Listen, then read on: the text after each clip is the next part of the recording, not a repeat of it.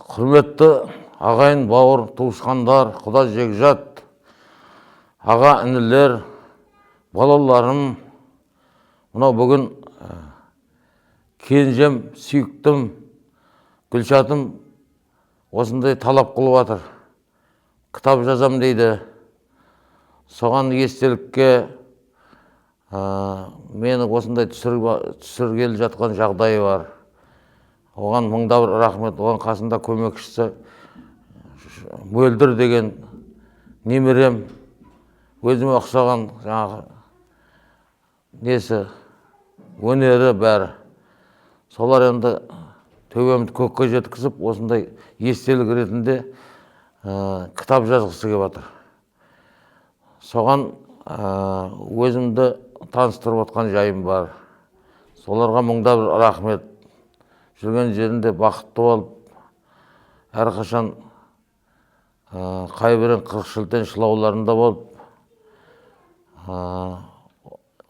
өнерлері өрге баса берсін, істеген кәсіптеріне Аллам берекетін берсін. Мына қасиетті Рамазан айында осындай тірлік жасап атқанына төбем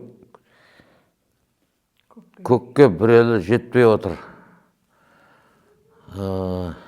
Енді мен өзімді таныстырайын. Ұмытып қалмасам, сол ана айтпақшы,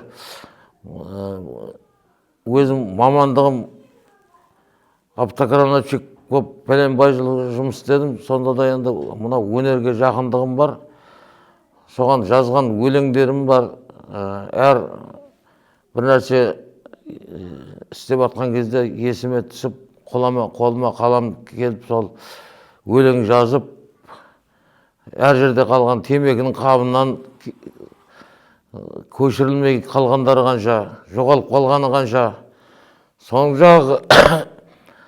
соның бәрін теріп, зерттеп, мына Гүлшатым, соған ең рахметімді айтам. Енді өзімді таныстырып қояйын, музыкальный сәлемменен кім екенімді қабыл алыңдар.